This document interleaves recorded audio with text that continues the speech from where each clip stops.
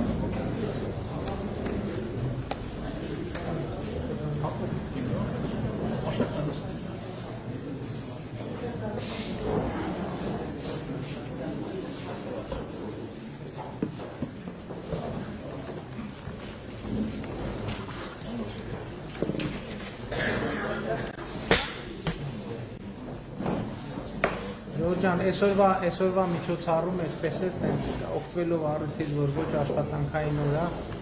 տենց առավոտյան որոշեցինք պարոն Պապիկյանի հետ մեր շտաբներով անցնենք, տեսնենք, ծանոթանանք, խոսենք, երկու բառ փոխանակենք։ Ես նախ էլի ուզում եմ շնորհակալություն հայտնել ձեզ բոլորիդ, որ այսպես ամուր կանգնած եք, որովհետև գիտեմ, թե ընթացքում ինչպիսի հարցարանքների եւ փորձությունների միջով եք անցել, որովհետև այն նեգատիվը եւ այն աղբը, որ ուղղված է այս կառավարությանը, դա ամենօրյա շփումներում հաստատ դուք որպես համակիր, որպես կուսակցական, որպես քաղաքացի ձեր վրա զգացել եք եւ այն, որ դուք այս ամեն ինչի միջով անցել եք եւ կանգուն եք մնացել, շատ բանի մասին է վկայում եւ ես ուզում եմ ձեզ դրա համար շնորհակալություն հայտնել, բայց նաեւ ուզում եմ հետեւյալը ասեմ, որ նույնիսկ ամենածանր պահերին ես գիտեմ, որ դուք ներսում իմացել եք, նույնիսկ եթե պահին ինչ-որ տեղեկատվություն չեք ունեցել, նույնիսկ եթե բանավեճի մեջ փաստարկ չեք ունեցել, դուք իմացել եք, որ այսօր Հայաստանում կա մի կառավարություն, որը չի գնա սեփական երկրի շահերի դեմ, որը այո, շատ փորձություններ, դաժան ըստ էության մենք որ նայում ենք, մեկ-մեկ քննարկում ենք, ասում ենք, մարդ պետք է բան ունենա, էլի, ճակատագիր ունենա, բախտ ունենա, պիտի հենց այս ժամանակաշրջանում, հենց այս աշխարհաքաղաքական միջավայրում, հենց այս պայմաններում ստանձնել Հայաստանի Հանրապետության կառավարման ղեկը եւ ինչ որ հիմա գիտեք ինչ, շատ հետաքրքիր բան կա, իրականում բանավեճ կա, որ ոմանք փորձում են ցույց տալ, որ այդ մենք ենք այդ ամեն ինչը ստեղծել, բայց իրականությունն է նա, որ այդ մենք եկել ենք եւ իշխանությունը ստանձնել ենք այն եզրագծին, որտեղ այդ ամեն ինչը արդեն սկսվել էր եւ թափանիվը պտտվում է։ Եվ էլի ասում եմ, սա ոչ թե բանա մեկնաբանություն է, էլի եկեք գնանք վերադառնանք 2018 թիվ։ Տեսնենք ինչ էր հայտարարում Սերժ Սարգսյանը որպես վարչապետի տեխնատու ազգային ժողովի ամբիոնից։ Հա մեզ ասում են ձախողել են բանակցային գործընթացը։ 2018 թվականի ապրիլի 17-ին Սերժ Սարգսյանն ասում էր բանակցային գործընթացը կանգնած է եւ բան չի ներշնչում, լավատեսություն չի ներշնչում, որովհետեւ Ադրբեջանի ակնկալիքները բանակցային գործընթացի անիրատեսական են եւ անընդունելի մեզ համար։ Հիմա դուք բանակցային գործընթացը բերել հասրել եք մի կետի, որտեղ քաջալերել եւ ոգևորել եք Ադրբեջանի, ունենալ անիրատեսական եւ անընդունելի պահանջներ բանակցային գործընթացում։ Եվ սա ասելով եկել եք մեզ ասում եք նոր կառավարությունը բանակցային գործընթացը ձախողեց։ Հետևաբար ձեզ ասածը այն է, որ մենք պետք է ընդունեինք Ադրբեջանի անընդունելի պահանջները։ Իսկ որոնք էին այդ անընդունելի պահանջները, էլի այս թեմայով գնացի, բայց հեսա կանդրադառնամ Դավթաշենում խոստացածս թեմային։ Որոնք էին այդ անընդունելի պահանջները։ Սերժ Սարգսյանը ինքն է ասել, որ մենք ասում էինք 16 թվականի արդեն այնքան մեջբերել եմ այդ հարցազրույցները, ամսաթվերն են հիշում, 16 թվականի, թե 17 թվականի նոյեմբերի 16-ին, թե էական չի լավ։ Ասում եմ մենք, ասում ենք 7 շրջանները տալիս ենք, դուրս ենք գալիս, բայց Ադրբեջանը ամեն անգամ դնում է նորանոր պահանջներ։ Այսինքն բանակցային գործընթացը բերել եք այն կետին, փոխանցել եք նոր կառավարությանը, որտեղ հայկական կողմի դիրքորոշումներն ա, որ 7 շրջանը տալիս ենք Ադրբեջանն ասում է, չէ, չեմ ուզում 7 շրջանները, ավելին պետք է տաս։ Գալիս են ասում են բանակցությունները ձախողեց։ Այսինքն տրամաբանություն պետք է ունենեն, թե չէ։ Հետո ասում են պատերազմ սկսեց, պատերազմ հրահարեց։ Սերժ Սարգսյանը 2017 թվականի էլի որպես վարչապետի թեկնածու հանդես գալով ազգային ժողովի ամբիոնից ասում է, այլևս շատ երկար ժամանակ չպետք է հույս ունենանք, որ Ադրբեջանը ուխտադրոշի վերջը ռազմական ճանապարհով չլուծի հարցը։ Ինքը արձանագրում է բանակցային գործընթացի ձախողումը եւ պատերազմի մեկնարկը, որը 2016 թվականի նստեյության մեկնարկել է։ Մեզ մեղադրում են բանակցային գործընթացը ձախողելու, պատերազմ սկսելու մեջ։ Եվ ես նկատի ունեմ հետևյալն է, այսօր Դավթաշենում ստեղծված հանդիպման ժամանակ ասում են նաև ընտրությունների մասին է պետք խոսալ։ Այսօր ասում են բան, հայտարարություններ են անում շատ ուժեղ, շատ այնքան ժողովուրդ, այնքան խորացեք հլարվող, գիտեք ինչ, ես մեր հանրությանը բոլորի խորհուրդ եմ տալիս, հարցազրույցները բան ոնց է, որ մենք լսում ենք, դες մի անգամ լսում ենք, եղավ ու գնում ենք մեր գործերով ենք զբաղվում, ինչ-որ տպավորությունների տակ։ Ես խորհուրդ եմ տալիս վերադառնալ։ Վերադառնալ մի հատ էլ լսել, մի հատ էլ զուտ բանի, ասվածի, բացի տեքստից նաև ենթատեքստը եւ խորքը, ջանա, խորքը հասկանալու համար։ Ասում են, այս իշխանությունը ընտրությունները կեղծելու բարոյական ռեսուրս չունի։ Մի րոպե, եկեք մի հատ հասկանանք։ Այս ամենամեծ գնահատականն է մեր իշխանությանը, որովհետև ասում է, սրանք որ մեր նման անբարոյական չեն, որ ընտրություն կեղծեն։ Ճիշտ է ասում մարդը։ Կողմնակիցներն էլ տարածում են, այս իշխանությունը չունի բարոյական ռեսուրս ընտրությունը։ Հա, ասում են, որ այս իշխանությունը անբարոյական չի, ոնց կար այս իշխանությունը, մեր նման չի։ Ասում է, այդ թարգմանաբար նշանակում է, այս իշխանությունը հոմեր նման անբարոյական չի, որ բան անեն, տանեն ящикները փոխեն, չգիտեմ լցոնում անեն, այո, մենք ոչ թե այս իշխանությունը ընտրություններ կեղծելու բարոյական ռեսուրս չունի, որովհետև այս իշխանության բարոյականության մեջ ընտրություն կեղծելը չի մտնում, եւ այս իշխանությունը ընտրություն կեղծելու կարիք չունի,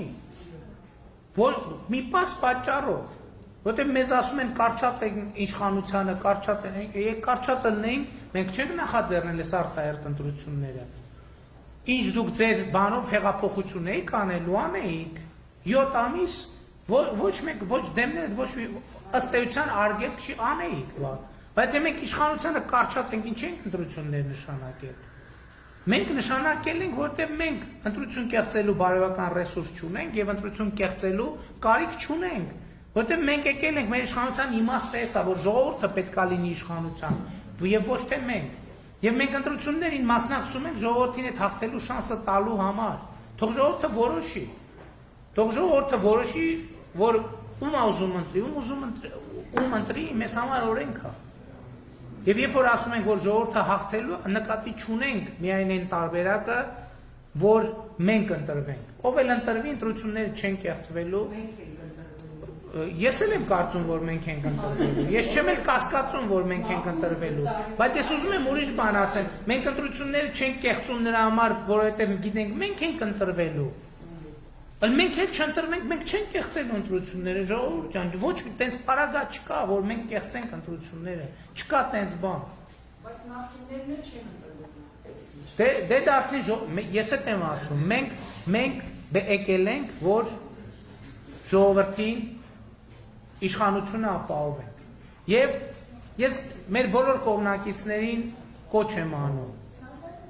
եկեք դուրս գանք մեր պատճառներից։ Ինձնից սկսած։ Որովհետև ասենք ես ըստ էության համ մի մոմենտ դուրս եկե մարզերում հանդիպումներ էի ունենում, բայց մայիսի 12-ի, ճիշտ ասած մայիսի 12-ից ենք որոշել, որ հանդիպումներ անենք այսպես Երևան քաղաքում, բայց իրադարձությունների պատճառով տեղի չունեցավ, բայց ինչու ենք այսօր մենք որոշել, որ ձեզ հետ հանդիպենք, որտեղ մինչև 3 այնուամենայնիվ մենք չենք գտնում այն ճիշտ բանաձևը, որով մենք կարող ենք ազնիվ, հպարտ, հստակ գալ ժողովրդի առաջ կանգնել եւ ասել ժողովուրդ, մենք այս հարցը լուծելու ենք հետեւյալ կերպ։ Եվ մենք այսօր նաեւ Գեղարքունիքի մարզ այցելության արդյունքներով, նաեւ մեր զինվորականների հետ խորհրդակցելով մենք եկանք այդ բանաձևը 3 հրապարակեցինք։ Եւ այդ բանաձևի մեջ էլ եմ ասում, ոչ մի մեզ փորձում են անդադ ներկայացնել դավադիր։ Մենք գաղտնի պայմանավորվել ենք, ինչ ենք արել։ Ժորժ ջան, մենք ոչ մեկ այդ ոչ մի գաղտնի բան չենք պայմանավորվել։ Ոչ մի գաղտնի բան չենք պայմանավորվել։ Եթե պայմանավորված լինենք, այս ամեն ինչը չէր լինի։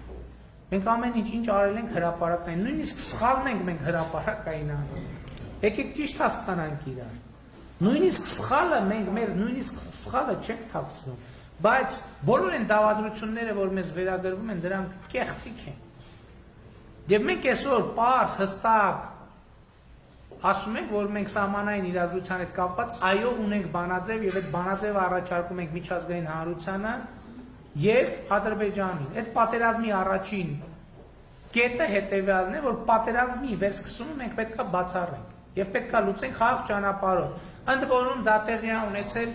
Ադրբեջանի նաեւ հայտարարությունների վրա հիմնվելով, որովհետեւ մեր գնահատականը ուրիշ է եղել եւ ուրիշ է։ Իրանք ասում են, չէ, դուք այդ գնահատականի մեջ սխալվում եք։ Մենք ասում ենք, որ ձեր նպատակը պատերազմ հրահրելն է, իրանք ասում են, չէ, ինչ եք ասում, սա սահմանի հետ կապված, հեսա մենք քարտեզ ունենք, որ գիծը սենց է անցնում, մենք էլ քարտեզ ունենք, որ գիծը սենց է անցնում։ Եվ հետեւաբար, եթե սահմանի մեջ է հարցը,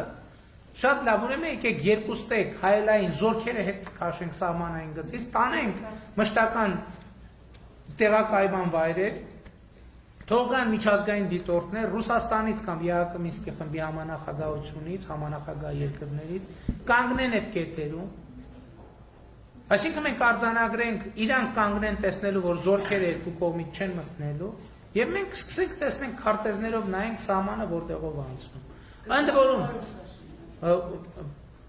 համենայն դեպս սպասենք, պիտի գա, որովհետեւ ինչու պիտի մերժեն այս առաջարկը։ Ինչն է վատը այս առաջարկի մեջ։ Մերժելու համար պետք է նաև ասել, թե ինչն է վատը, ինչն է պրոբլեմը։ Չկա ոչ մի պրոբլեմ։ Եվ հետևաբար ուզում եմ ասել, որ պետք չի այստեղ դավադրությունների մեջ ասում են, վայ Ղարաբաղի, հիմա էլ Ղարաբաղի հարց են կապում։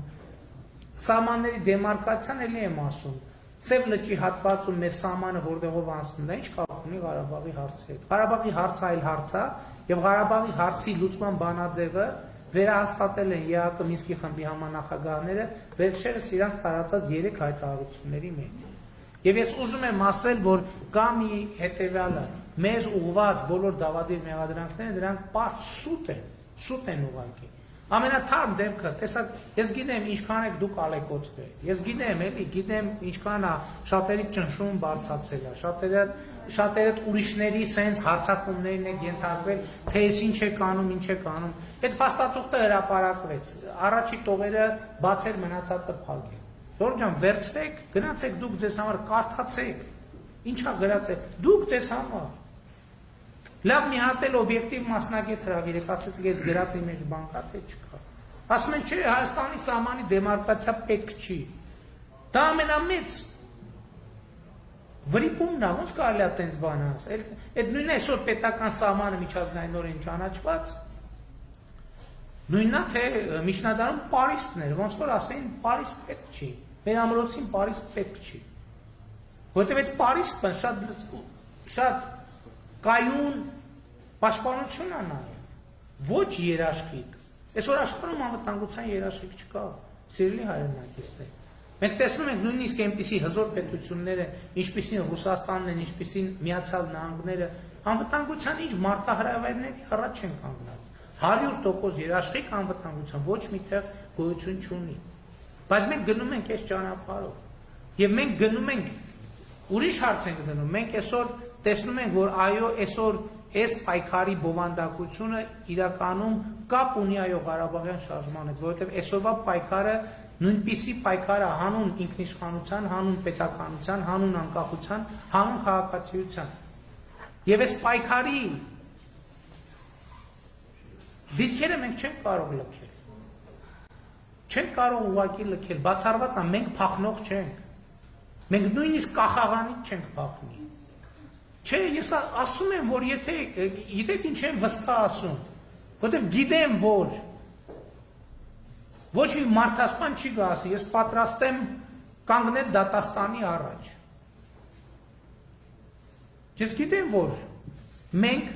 բոլոր են բաներում, ինչում մեզ մեղադրում են, այսպես ասած մահացու մեղքերում։ Սա չի նշանակում, որ մենք անթերի ենք, մենք ընդհանրապես մեղք չունենք։ Բայց ես խոսում եմ այն մեղքերի մասին, որը անհամատեղելի է քաղաքացի հայրենիքի զավակ լինելու հետ։ Մենք գիտենք, որ այդ բոլոր մեղքերում որևէ մեկը մեր մեղավորությունը չի կարող հիմնավորել, ապացուցել։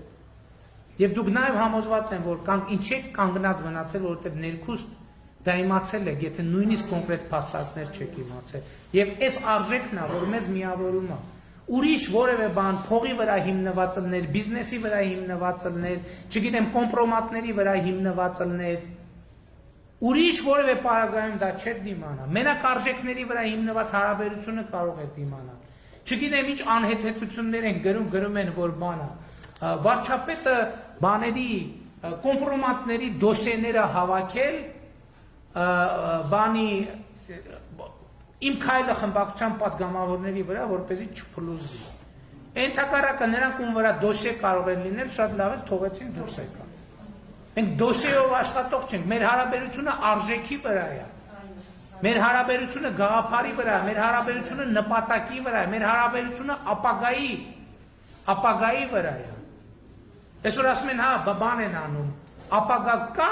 այո, ապագա կա, մի պայմանով, որ ապագան չի ընկնում երկնքից, ապագան ամենօրյա աշխատանք է ուզում, ամենօրյա նվիրում է ուզում, ապագան հետևողականություն է ուզում, ապագան ուզում է ամրություն,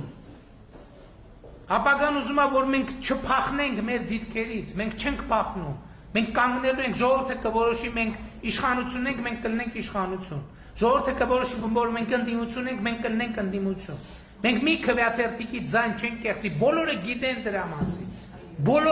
դրա մասին, որովհետև դա ասելով չի, դա երևում է մարդկանցած ճանապարհից, դա երևում է հայացքից, դա երևում է պատմությունից, մեր պատմությունից, մենք անթեթ չենք, բայց մենք այսօր գիտենք, որ մենք այսօր կանգնած ենք պետականություն ունենալու եւ մեր պետականությունը պաշտպանելու հրամայականի առաջ, եւ մենք պետքա պաշտպանենք։ Բոլոր ընտրական ընդհակառակը մենք պետքա պաշտպանենք եւ պաշտպանենք ընտրակեղծիքներից։ Եվ մենք այդ ռեսուրսը ունենք։ Բոլոր ընտրական տեղամասերում քաղաքացիական պայմանագիր կուսակցությունները, ներկայացուցիչները հանձնաժողովներում լայնորեն բանարակ ներկայացված են լինելու։ Հանձնաժողովների նախագահների, քարտուղարների մեծ մասը լինելու է քաղաքացիական պայմանագիր կուսակցություն։ Դա այդ նախկինում ընդունված ընտրական օրենսգրքով է, չմտածեք, թե մենք մեզ համար օրենքներ ենք, մենք ոչ մի բան չենք փոխել։ Ոնց որ նախկինում օրենք եղել է, նույն ձևով։ Այսօր ընտրական տեղամասների ճնշող մեծամասնության հանձնաժողովի նախագահները, քարտուղարները լինելու են քաղաքացիական պայմանագիր կուսակցության ներկա։ Եվ դա լավ է ոչ միայն մեզ, այլև բոլորի համար, որտեղ դա երաշխիք է, որ ընտրությունները չեն կեղծվի։ Հիշեք, ընտրությունները կեղծվում են տեղամասերում։ Առանց տեղամասի արդյունքը կեղծելու հնարավոր չի ընտրություն կեղծել։ Եվ հետևաբար բոլորիս ուշադրությունը ընտրական տեղամաս է։ Հիմա ինչու պիտի մարդիկ մեզ ընտրեն։ Կենտրոնականը գումարում այն թվերը, որ իրան հաղորդում են։ Ինչ թվեր հաղորդեն, կենտրոնականը կգումարի եւ կստանա, հիմա իրանք էլ չեն ստանում, հիմա Excel ծրագիրն է ստանում այդ թիվը։ Ինչու պետք է քաղաքացին մեզ ընտրի։ Քաղաքացին մեզ պետք է ընտրի հետևյալ պատճառով։ Վերջին 3 տարիներին մենք հիմա մի քիչ այլ կերպ պահանջում ժողովուրդ, բայց փաստը փաստ է։ Սկսած բանակից, վերջացած հանրակրթությունով, այնքան բարեփոխումներ են կարել, վերջացած տնտեսությունով, այնքան բարեփոխումներ են կարել, որ եթե վերջին 30 տարում, այս վերջին 3 տարվա բարեփոխումների տեմպի 1/3-ը ապահովել, մենք այսօր որակապես ուրիշ երկիր կունենայինք։ Դե չեմ ասում, դե տեսեք, իրականում մեր կառավարումը մենք մի տարի ամբողջական կառավարում ենք ունեցել։ Դա 2019 թվականն է։ Եվ հիմա գիտեք, ես նոր եմ հասկանում, փաստորեն 2019 թվականը մի տարի է, որ բոլորը հիշում են։ Բոլորը, եւ բիզնեսը, եւ քաղաքացիները, եւ բոլորը հիշում են։ 2018 թվականի մայիսին եկել ենք իշխանության կիսատ, որտեղ խորհրդարանական մեծամասնություն չենք ունեցել։ Մինչև 2018 թվականի ավարտը պայքարել ենք խորհրդարանական մեծամասնության խարդավանքների դեմ։ 19 թիվը ամբողջական է եղել։ 20 թվականը սկսել ենք բարձր տեմպերով 9% տնտեսական աճով սկսել է կովիդը։ Կովիդին հաջորդել է պատերազմը։ Պատերազմից կարող ենք խուսափել։ Այո, կարող ենք ժողովուրդ խուսափել։ Բայց պետք է իրականացնենք այն բանաձևը, որը առաջարկել էր, որի մասին բարձրաձայնել էր Սերժ Սարգսյանը։ 7 շրջանները պիտի տայինք եւ պիտի տայինք նաեւ այն, ինչ որ ուզում էին։ Ինչ էին ուզում, Շուշի էին ուզում։ Եվ այդպես շարունակ, Ղարաբաղ էին ուզում։ Հայաստան են ուզում, հիմա էլ Հայաստան են ուզում։ Եվ բայց մենք պետք է կանգնենք եւ ասենք, որ մենք չունենք Հայաստան որևէ մեկին տալու, չունենք։ Չունենք։ Եվ այստեղ ասում եմ, բայց այստեղ բոլոր հնարավորությունները կան, այդ հարցը դիվանագիտական, խաղաղ առանց պատերազմի լուծելու։ Եվ մենք գնալու ենք այդ ճանապարհով։ Եվ մենք, այո, նաև դրա համար մարդիկ պետք է քվեարկեն, որովհետև մեր ստրատեգիական նպատակը հետևյալն է։ Հայաստանի համար բացել խաղաղ զարգացման դարաշրջան։ Սա մենք որպես նպատակ ունենք։ Եվ մենք դա է պատճառը, որ մենք հարցերը չենք թաքցնում մեր ժողովրդից։ Մենք պետք է Հայաստանի շահերին համապատասխան լուծենք այդ, ինչպես ասում են, հասցեագրենք այդ մարտահրավերները եւ Հայաստանի համար բացենք խաղաղ զարգացման մի երկար դարաշրջան առանց պատերազմների, որովհետեւ մեր պատմությունը ցույց է տվել, երբ որ մեր երկիրը ինքը բաց կոմունիկացիաներ ունեցող երկիր է, ինքը թռիչքաձև զարգանում է։ Խորհրդային Հայաստանը այդ բացության շնորհիվ ու պատերազմից հետո 30 տարվա ընթացքում դարձավ արդյունաբերական մի թռիչքաձև զարգացող երկիր։ Այո, մեր նպատակը խաղաղ զարգացման դարաշրջանն է եւ մենք պետք է սրա վրա կենտրոնանանք, բայց նաեւ հասկանանք, որ խաղաղությունը մենակ մեզնից կախված չի։ Տեսնում եք ինչա կատարվում։ Այո, բայց մենք պետք է գտնենք ճանապարհ։ Այդ խաղաղությունը տարածաշրջանի օրակարգ դարձնելու, խաղաղ զարգացման դարաշրջանը օրակարգ դարձնելու եւ իրողություն դարձնելու մեր տարածաշրջանի եւ մեր հայրենիքի, Հայաստանի եւ Արցախի համար։ Եվ մենք պետք է ձգվենք այդ նպատակին։ Եվ այս ընտրության բայց պետք է արձանագրենք նաեւ, որ այս նպատակը կարող է իրագործել ինքնիշխան, սուվերեն, անկախ պետությունը։ Մեր պետականությունը ամենակարևոր արժեքն է, որ մենք ունենք, եւ մենք պետք է փայփայենք մեր պետականությունը։ Մենք ո՞նց պետք է փայփայենք մեր պետականությունը։ Առաջին հերթին որպես քաղաքացի ինքներս մեր առաջ պահանջ դնելով, հասկանում եք, մենք քաղաքացիական մեր դիրքը, տեսեք հիմա ոչ մեկ կներեք, գուցե անհամեստ անհնչում, սեփական օրինակը բերեմ, հիմա ոնց որ թե ոչ մեկ չի կա, անդիմությունն էլ ասում, հա դու չես թալանել, չես ողացել եւ, բայց ես ինչի չեմ, օրինակ ես ինչի կոռումպացված չեմ։ Ոչ թե նրա համար, որ մտածում են, վայ ինձ կբռնեն, ես կանեն, կամ օրենք ստեն, որովհետև դա ինքս եմ իմ ամենամեծ դատավորը, ինքս եմ իմ ամենամեծ դատախազի, իմ ամենամեծ քննիչը։ Սա պետք է լինի, օրինակ, երբ որ ասում ենք մեր պետությունը փայփայենք, առաջինը մի կարևոր բան կա։ Մենք որպես հարկ վճարող պետք է մեր բաները փոխենք։ Մեր վերաբերմունքը փոխենք, որովհետև հա մենք մտածում ենք լավ, ինչ որ մի հարկ թաքցնենք, 2000 դրամ ավել տանենք մեր տուն։ Այդ 2000 դրամը ժողովուրդ, մեր բարեկեցության մեջ ոչ մի բան չի փոխվում։ Բայց եթե 2000 դրամը 2000 դրամը ձևավորվում է պետական բյուջե, այդ դառնում է բոլորիս համար ճանապարհ, երեխաների համար դպրոց, բոլորիս համար հիվանդանոց, առողջապահություն, որովհետև անհատը մեզնից ոչ մեկը ինքը իր համար ճանապարհ չի ստեղծում։ Այդ 2000 դրամ մենք ոչ թե ուրիշին ենք տալիս, այլ մենք ինքներս մեզ ենք տալիս, որովհետև մենք չենք կարող դեպի մեր տունը տանող ճանապարհ կառուցենք։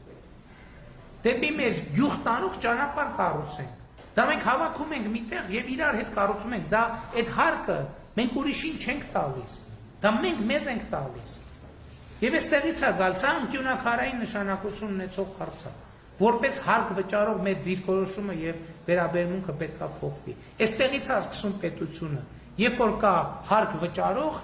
եւ երբ որ կա այդ հարկերը հավաքագրող եւ հարկերը բաշխող եւ բոլորի անվտանգության եւ բարեկեցության համար ծախսող, սա անկյունակարային դրույթ է։ Ցավոք սրտի 30 տարի մենք այդքան էլ այս ընկալումը չենք ունեցել։ Եվ նորմալ է համարվել, որ կարանք դե մի քիչ էլ հարկ չվճարի։ Ես սա չեմ ասում որպես քննադատություն, մենք պետք է մեր անցած պատմությունը ախտորոշենք եւ այդ պատմության հիման վրա անենք հետեւություններ։ Պարոն Վարշապետյան, ով դավեր է միշտ պատմությունը մատնած է, այս դավեր հիմա ո՞ս պետք է լինի, որ մի կարգ է։ Իմ կարգը։ Ես էլի ուզում եմ ասել, օրինակ ամենաշատը մեզ մեղադրում են այդ դատա իրավական, մեզ ամենաշատ տոված մեղադրանքներից մեկը թուլությունն է։ Բայց ես էլի ես տենց որ մեղադրանքները ալնում, ես ասում եմ, չէ, այնտեղ ասի ես ոչ մի մեղադրանք չեմ բանանում, այսպես ասած արհամարում։ Ես այդ բոլոր մեղադրանքները ընդունում եմ եւ ինձնից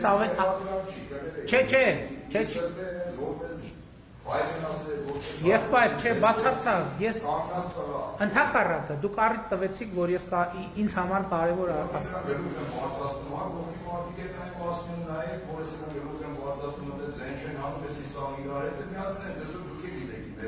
Հա, այդ էլ են չէ ասում, որ պայմանավորված է, որ Ժորժ ջան, ես բացի ձեզնից ուրիշ ոչ մեկի հետ նկատի ունեմ Հայաստանի Հանրապետության քաղաքացիներին, բայց ո՞նց եք պատկերացնում։ Ես կներեք արտահայտության, ես չէի ուզենա, հազար անգամ ներողություն տենց բան ասեմ, բայց ես ոչ չեմ կարող Լևոն Տեր-Պետրոսյանի նման պահեմից, երեք ասում է բանով, ես ու Ռոբերտ Քոչյանը դե տենց զանգում ենք իրար բան։ Չէ, էլի զանգեք, Ժողովուրդ ջան, բայց չհասկաց, բայց այդ ամեն ինչը ես կներեք ոչ Ռոբերտ Քոչյանի, ոչ Լևոն Տեր-Պետրոսյանի, ոչ Սերժ Սարգսյանին չեմ զանգում, բայց եթե զանգելու չեմ բացառում, որ իրավիճակը լինի կամ լիներ, որ զանգելու անհրաժեշտություն լիներ, բայց ես դա չի բանանի, չի թաքցնի, բայց մարտի մեկ, այդ բախում, այդ ինչ, այդ պատմություն, թող ոչ մի զոհ չպահանջվի, ավազակապետ, մոնղոլ թաթար, բա այդ ինչ է։ Բայց ես ձեզ մի բան ասեմ, ես համաձայն եմ, մենք ուղղակի բան Վարդանյանն էլ էստեղ ներկա է, դա մեր թերությունն էլ է, մեր առավելությունն է, մենք ասել ենք, որ վենդետա չի լինելու եւ վենդետա չի եղել, բայց վենդետան արտահայտությունից ինչով է տարբերվում, երբ որ կա կայացած ինստիտուտ, որը կայացնում է արտահայտություն։ Ես ես հետեւյալը ասեմ, ես չեմ կարծում, թող որևէ մեկը արդարությունից եւ արտահայտությունից փախնելու է։ Ոչ մեկ չի փախնելու, ժողովուրդ։ Բացառված է, չի փախնելու, բայց մյուսը կա։ Մենք ինչ որ խոստացել ենք, ես հեղափոխության հարթակից ասել եմ, վենդետա չի լինելու։ Մեր ամենամեծ ցավը եւ ամենամեծ խնդիրն է նա, որ մենք ինչ խոստացել ենք, մեր պահվածքի մասով արել ենք։ Որովհետեւ այսօր եթե ինստիտուտ չկա, պատժելը նշանակում է վենդետայի միջոցով պատժել։ Այդ նշանակում է ձեր առաջ ստանձնած պարտավորությունը չկատարել։ Բայց ես էլի եմ ասում, որ ոչ մեկ չի խուսափելու պատասխանատվությունից։ Բայց դրա համար մենք պետք է գնանք ինստիտուտների կայացման ճանապարհով եւ մենք գնում ենք ինստիտուտների կայացման ճանապարհով։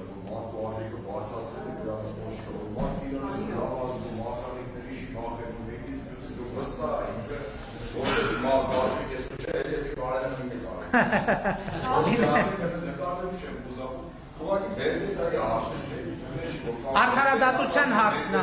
այո, արդարադատություն։ Դες դրա համար ինչ եմ ասում եմ նախ քաղաքական մակարդակում մենք մեր պատյաններից դուրս ենք գալիս։ Մենք չպետք է փակված մնանք, այո, մենք փակված մնացել ենք շատ երկար ժամանակ, որովհետև մենք ենք առաջին հերթին մեզ մեղադրել։ Մենք ենք առաջին հերթին մեզ մեղադրել, բա ինչ եղավ հիմա, որ մենք դուրս եկանք։ Ասեմ, որտեղ մենք մեր դատը արեցինք։ Ես էլի կրկնվում եմ, բայց էլի եմ ուզում ասեմ։ Չի ինձ համար ավելի խիստ դատավոր, քան ես ինքս եմ բացառվածավոր լինի։ Եվ այդ բոլոր մեղադրանքները ես ընդունել եմ, բոլոր մեղադրանքները ձևակերպել եմ եւ ինքս ինձ իմ ներքին դատարանում ինձ դատել եմ այդ բոլոր մեղադրանքներով։ Որովհետեւ ընդ որում դա ամենադժվար դատն է, որովհետեւ ասում եմ ուրիշ հետ խոսալիս մի բան կարաս ցեն ձևակերպես, մի բան այլ կերպ, մի բան թաքցնես, մի բան ճոխացնես, մի բան մեղմացնես, բայց ինքդ քեզ չես կարող խաբել։ Եվ ես այդ դատի արդյունքում ես եկել եմ եւ ասում եմ, այո, ես հավակնում եմ Հայաստանի Հանրապետության վարչապետի պաշտոնին, որովհետև ես գիտեմ, որ ծառայել եմ ազնիվ ժողովրդին, մաքսիմումով եմ ծառայել ժողովրդին եւ ժողովուրդը ինչքան ուզենա, ես այդքան կծառայեմ ժողովրդին։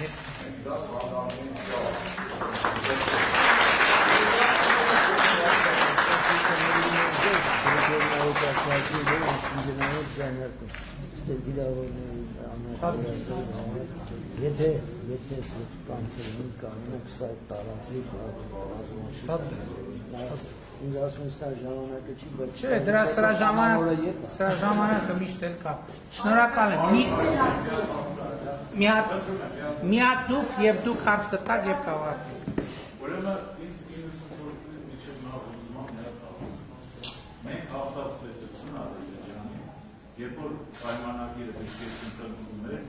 ինչու Ադրբեջանը մենք կապիտուլյացիոն պայմանագիր պարտադրեցինք եւ ինչու այդ ժամանակ Ղարաբաղի կապիտուլյացիոն պայմանագրի ընթացքում դե կարող էր լուծվել Ղարաբաղի հարցը։ Ինչու մենք այդ պարտադրանքը չարեցինք, ով մեզ հանդարեց։ Դուք երևի ավելի ծանոթ եք այդ հարցին, ավելի տեղյակ եք, որովհետեւ երեկվա Լևոն Տեր-Պետրոսյանը խոսում էր, միշտ չի ասում այդ երևույթը, ինչու 94 թվականին Հայաստանը չպարտադրեց որպես հաղթող կապիտուլյացիոն պայմանագիր կնքեին եւ մենք արեցինք դա։ Մենք արդեն էլի վերապահված ենք։ Ամբողջ ցավը գալիս է 94 թվականից մինչև հիմա։ Դա հարցերից մեկն է եւ բանավեճերից մեկն է, որը տեղի է ունենում, բայց փաստն է, որ արդեն 96 թվին Լիսաբոնի գագաթաժողովում միջազգային հանրությունը արձանագրեց Հայաստանը ըստ էության մենակ մնաց, որովհետև Լիսաբոնի գագաթնաժողովում արձանագրվեց, որ Ղարաբաղի հարցը պետք է լուծվի Ադրբեջանի տարածքային ամբողջականության շրջանակներում։ Գիտեք, 94 թվին կարող էր այլ կերպ լինել, այլ թուղթ ստորագրվեց, քան ստորագրվել է։ Ես մի քիչ կդժվարանամ ասել, բայց մենք շատ ուշադրությունից վրիպել է, բայց 94 թվի զինադադարի հրադադարի պայմանագրից հետո եւս մի պայմանագիր է կնքվել, որը եղել է Ղարաբաղի հարցի կարգավորման մասին, որ մենք հրադադարը պահում ենք մինչև Ղարաբաղի հարցի բանակցային կարգավորումը, որը ըստ էության չի պահվել եւ չի իրականացվել, եւ այդտեղ իհարկե երևի հարցեր կան, բայց այդ հատվածի հետ կապված ես շատ մանրամասն չեմ կարող ասել, բայց ես ուրիշ բան կարող եմ ասել։ Օրինակ, երբ որ 97 թվականին, 97-98 թվականին Ղարաբաղը բանակցային process-ից դուրս թողնվեց, դա կոպտագույն եւ մեծագույն սխալ էր եւ պարտություն էր։ Որովհետեւ ես իմ կարծիքով անկյունակարային խնդիրներից մեկը դա էր, որովհետեւ եթե օրինակ միջև հիմա Ղարաբաղը լինել բանակցային սեղանի շուրջ, դա բոլորովին ուրիշ իրավիճակ կլիներ։ Բայց եւ ընդ որում 97-98 թվականին Հայաստանը կարող էր ուղղակի ասել չեմ բանակցում, ուղղակի չեմ բանակցում, որովհետեւ այդ ժամանակ Ադրբեջանը ոչ ուներ այդ ուժը, ոչ այդ թափը, որ փորձեր ռազմական ճանապարհով լուծի։ Այդ ժամանակ այդ հարցում Հայաստանը կարող էր իր կամքը առաջ մղել Եվ դա չի արվել, եւ չի արվել մի պարզ պատճառով։ Գիտեք 97-98 թվականին ինչ process-ներ էին Հայաստանում տեղի ունենում, եւ ոմանք Ղարաբաղին ըստ էության ստացվում է Ղարաբաղին բանակցային սեղանից դուրս թողելու գնով եկան իշխանության։ Լեգիտիմացրին իրանց իշխանությունը, որովհետև իրանց իշխանության լեգիտիմ լինելու վերաբերյալ շատ մեծ կասկածներ կար։ Գիտեք, այդ հայտնի տեղեկանքի պատմությունը վերջին 10 տարում Հայաստանում բնակվելու եւ այլն եւ այլն։ Գործարք էր դա պարզ գործարք էր Ղարաբաղին բանակցային գործընթացից դուրս թողնելու եւ Ռոբերտ Քոչարյանին 10 տարի Հայաստանի Հանրապետությունում բնակվելու վերաբերյալ տեղեկանք տալու մասին։ Որին հաջորդեցին ինչ իրադարձություններ, որին հաջորդեց հետևյալ իրադարձությունը, հաջորդեց 99 թվականի փաթեթը Մեղրի տարածքների փոխանակման, որը այսօր հրապարակված է, այդ ամեն ինչը կա։ Նույն պատճառ, եւ ես իմիջայլոց, ես ասել եմ այս մասին, այսօր նկատել եք, գնում են բան են անում, 7 ամիս մեզ ասում են դավաճան, հողատու եւ այլն, SNN, գնում են ասում մենք բան կանենք, մենք գյուղատնտեսության համար բան կապահովենք, որակյալ սերմ կապահովենք։ Չհասկացա։ Բա ինչ եղավ այդ պատմությունը այդ դավաճանության բանի մասին։ Հասկանում եք 7 ոչ մի բանի մասին չեն խոսել այս մարդիկ, խոսել են նրա մասին, որ դավաճան են սրանք հողատու են, կապիտուլյանտ են, հենց ընտրությունները նշանակվեց գնում են հավաքում են ժողովրդյան դե սերմացում կբերենք, սալարկեն կբերեն, դե գիտեք էլի բրիզը բաններ կա, է մոռացաք, բացեք Ղարաբաղի հարցում ինչ է, այդ ինչ 99 թվին այդ ինչ Մեղրի եք փոխանակում, 7 ամիս ասում էին վայ Մեղրին տալիս է, Սյունիքը տալիս է, Միջանցքը տալիս է, դուք եք այդ փաստաթղթերը ձևակերպ, այդ տվողը դուք եք, մենք երբեք Մեղրի, Միջանցք, այդպիսի հարցեր չենք քննարկել, որևէ մեկի հետ։ Եթե այդպիսի թեմա է եղել, մենք այսօր ասում են բանը, այսօր այո եղել է այդպիսի թեմա եղել է նաև նոյեմբերի 9-ի հայտարարության նախագծերից մեկում։ Թեմա է եղել 7 բանի գյուղերի վերադարձի վերաբերյալ։ Ես հստակ եւ դա կարող եմ ապացուցել, որտեղ անհրաժեշտ է։ Կարող եմ ապացուցել։ Ես ասել եմ բացառված այդպիսի թուղթ ես չեմ ստոր, ինչ ուզում ա լինի։ Չեմ ստորագրի ես այդպիսի թուղթ։ Եվ դա հանվել է։ Հիմա ես դες ուրիշ ասեմ, դիլեմաներ կա։ Հիմա օրինակ, որ այդ թուղթը չստորագրեինք, ինչ տեղի կունենա։ Ամսին։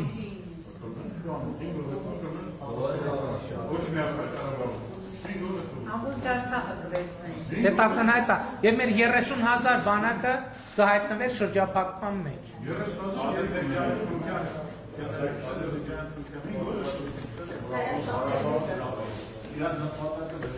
Բայց ժողովուրդ, ախր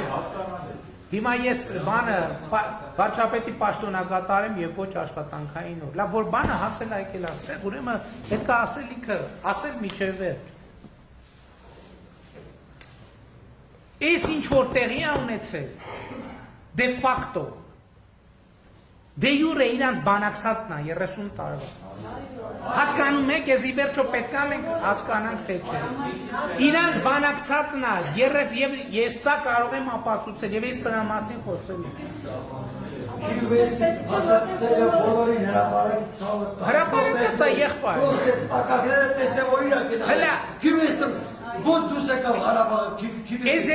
Ես ասում եմ առաջին անգամ եմ ասում, բայց այսօրվա դե յուրե իրողությունները իրանց բանակցածն է, միլիմետրի ճշգրտությամբ, հիմա ես կասեմ նաև, թե ինչի եմ այդպես մտածում, կհիմնավորեմ, կապացուցեմ, կարող աշխարհագրությունը մի քիչ փոխված է, մի քիչ փոխված է, ծռված է, այո, այն ժամանակ ուրիշ աշխարհագրություն է, հիմա, բայց պրոպորցիայի մեջ ոչ մի բան չի փոխվել, հիմա էլի այսօր մի քանի անգամ ասել եմ, էլի պետք է ասեմ, ես ազգային ժողովի ամբիոնից հայտարարում եմ նոյեմբերին, այդ ամենաէմոցիոնալ վիճակում հայտարարում եմ, ասում եմ, Շուշիի հարցը միշտ ա եղել ժողովուրդ բանակցությունների մեջ եւ նույնիսկ արտաքին գործերի նախարարության մակարդակով հայտարարություններ անում, ասում են, այդպիսի բան չի եղել, ինչ Շուշիի թեմա, Շուշիի հարց չի եղել, Շուշիի հարց չի եղել։ Հիմա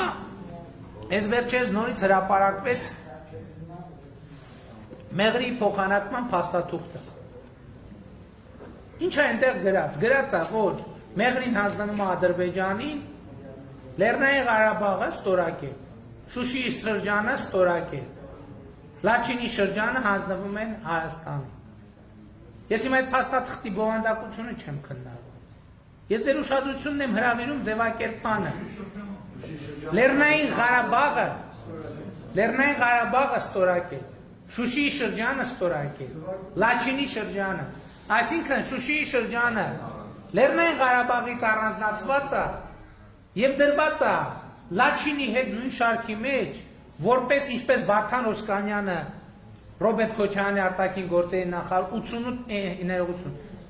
99 կամ 2000 թվականին ասում է դրված է օկուպացված տարածքների շարքում։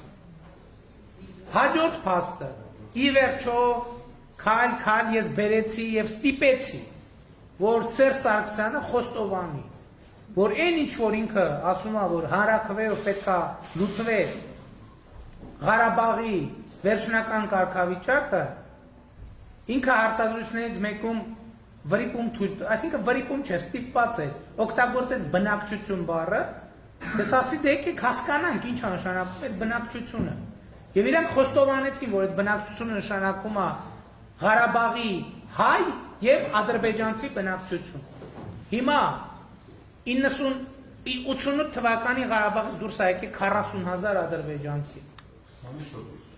Այդ 40 իրանց բանակցած փաստաթղթերում հղում է տրված մի փաստաթղթի, հետո այլ փաստաթղթի, հետո այլ այդ հղումների հետևից որ գնում ես, տեսնում ես, որ իրավական բազա է ստեղծված, որ ներքին տեղահանված կամ փախստական համարվի ոչ միայն նա, որ դուրս է եկել այդ պահից այդտեղից, այլև նրա զավակը, հիմա այսօր Լեռնային Ղարաբաղի ադրբեջանցի բնակչությունը քանի հոգի է, ով կասի։ Իսկ ձեզ համար պարզ չի, որ այդ կետին հասնելուց Ադրբեջանը գալու էր ասելու էր 80,000 այն բնակչությունը կամ 120,000 է։ Կամ որ այդ բնակչությունը հանրաքվեին մասնակցի պետքա բնակիչ լինի, որտեղ պետք է բնակվեր,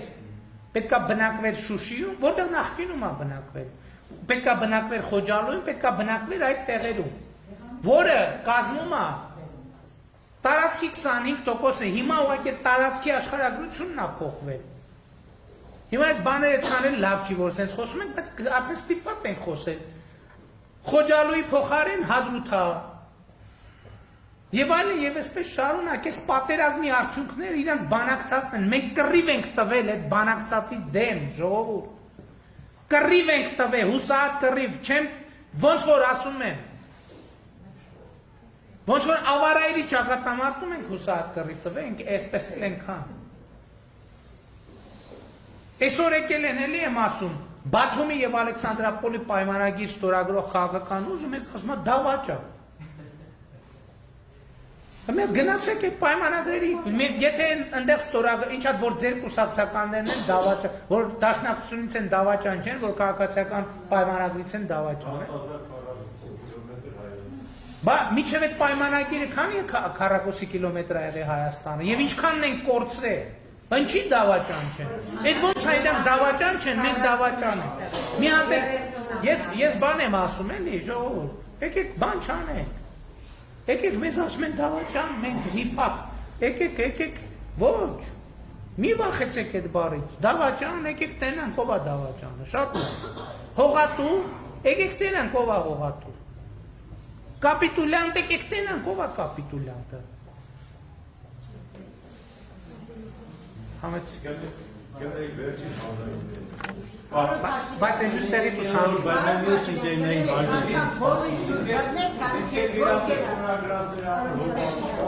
Հա? որ Քոչարյանը կիվեստում է դրան Չէ, ստեղներ տեսեք, ստեղ նրբություն կա այդ փաստաթղթերը իմիջիայլոց շատ կարևոր նրբություն կա ոչ թե Հայաստանն է մերժել, այլ Ադրբեջանը Ադրբեջանն է մերժել։ Եվ երեք Լևոն Տեր-Պետրոսյանը այս պարագայում շատ ճիշտ բան մեկնաբանություն արեց, ասեց, որովհետև իրանք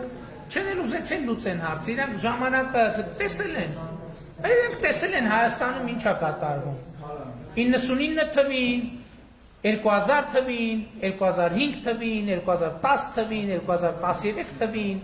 տեսել են ինչ է կատարվում։ Ասել ենենա, դինամիկան մենք տեսնում ենք դեպի ուրագն, ինչ ենք շտապում։ Եվ այն ժամանակա, պատերազմը ծագել է այն ժամանակ ժողովուրդ։ Եվ օրինակ տեսել են, որ Հայաստանում տրամաբանություն է փոխվում։ Ոնց մի րոպե կարող է զարգանալ այս երկիրը։ Ոնց էս 2019 թիվ է եղել այս երկրում։ Կարող է զարգանալ, ոնց կարող է պետականությունը ուժեղանա։ Իհարկե։ Այո, այդ որ Սերժ Սարգսյանի եւ Ռոբերտ Քոչարյանի ժամանակ արդեն վերջին շրջանում պատերազմ չի սկսել։ Ինչու 2020 թվականին սկսել, որովհետեւ ասելա ոնց մի րոպե ժամանակ եւ տեսելա որ կարա 10 տարի էլ սպասի, դրանից մենակ կշայի։ Հիմա հասկացելա որ 5 տարի սպասի կարող է ուշ լինի արդեն։ Դա վեց բաները ակնհայտ չի։ Եթե չենք հավատում, ասում եմ, եկեք գնանք տեսնենք 2018-ից 20 թիվը ինչ է արվել զինված ուժերի համար, նախկինում ինչ է արվել զինված ուժերի համար։ Բոլորն էլ եղել են, բոլորն էլ եղել են։ Եվ վերջին հարցը խնդրում եմ։ Ես 15 տարի ամերիկացի ստացա, որ օրենքը ամենակարևորն է պետությունը երկար ապրելու համար, հարստանալու համար։ Դուք 3 տարվա ընթացքում շատ բարի գտնվեցիք, երևի ձեր էլիցյունն է բարի, ձեր ընկերներն էին բարի, պետք է շատ խիստ այդ հարցը դրվել, ամեն հարց, որպեսզի մեր երկիրը բարձրացներ, ովքեր կանգնեն։ Դա ուղղակի չգիտեմ ընդունեք թե չէ։ Կընդունեմ, բայց եթե կարելի արձագանքեմ, էլի, խնդրում եմ։ Տեսեք, այն ընկերները, որ ինձ հետ աշխատում են, իրանք կվկայեն, որ այն իմաստով, որ ասում եք բարի, ես ամենևին բարի չեմ։ Բացարձակ բարի չեմ։ Ես կարամ շատ դաժան լինեմ, կարամ շատ խիստ պատժեմ, եւ այլն, եւ այլն։ Բայց այդտեղ ուրիշ խնդիր կա։ Ես քաղբանտարկյալ եմ եղել Հայաստանի Հանրապետությունում, հասկանում եք։ Ես քաղբանտարկյալ եմ եղել Հայաստանի Հանրապետությունում։ Եվ ես չեմ կարող իմ կենսագրությունը անարգել հրովարտակներով մարդկանց բանտ ուղարկելու եւ մարդկանց բանտից ազատելու միջոցով, հասկանում եք։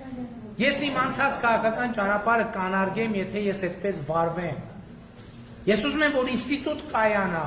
եթե մեղավոր է մարդը, պատժվի, եթե անմեղ է, անկախ նրանից ես իրան սիրում եմ, թե ատում, մնա ազատության մեջ։ Սա շատ կարևոր բան է, որովհետև այդ պետության, դուք ասում եք օրենքը Ամերիկայում օրենքը ոչ թե նախագահի քմահաճույքով է գործում, այլ դատավորի քմահաճույքով է գործում, այդ քմահաճույք չի։ Եվ այնտեղ չկա բան, մեկը ասի, այս դատավորը կաշառք վերցրեց, հարց որոշեց, դատարանը որոշեց։ Ընդ որում այնտեղ էլ են անարդար դատավճիռներ լինում, ժողովուրդ։ Ասենք հայտնի փաստեր կան, որ մարդկանց մահվան են դատապարտել, ի կատար են ածել դատավճիռը, հետո այս ԴՆԹ բան անալիզները ի հայտ են եկել, ասել այդ մարդը անմեղ է։ Իմ երկրորդ հարցը, գերիների հարցի վերաբերյալ դուք դատավորված եք։ Ես գերիների հարցի 6 նոր գերիներ կան։ Այո։ Արևանքված, որ ասում են գերիներ։ Ես եկեք այդ հարցի վերաբերյալ շատ մանրամասն չասեմ, ասեմ միայն մի բան։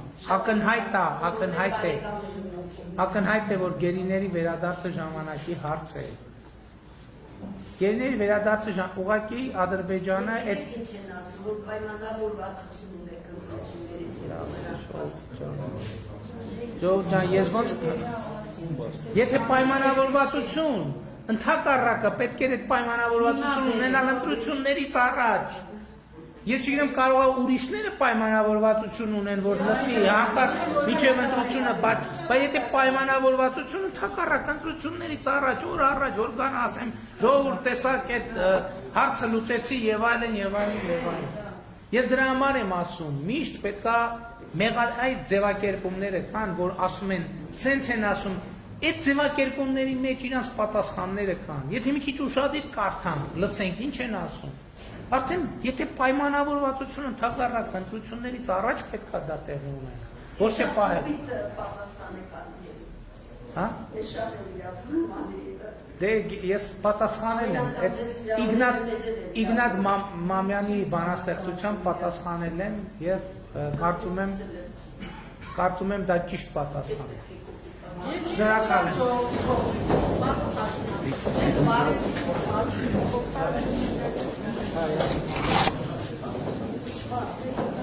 Ավելի կարևոր հարցեր կան դրեցիք, ինձ դառնը խոսեցին մնացած կարևոր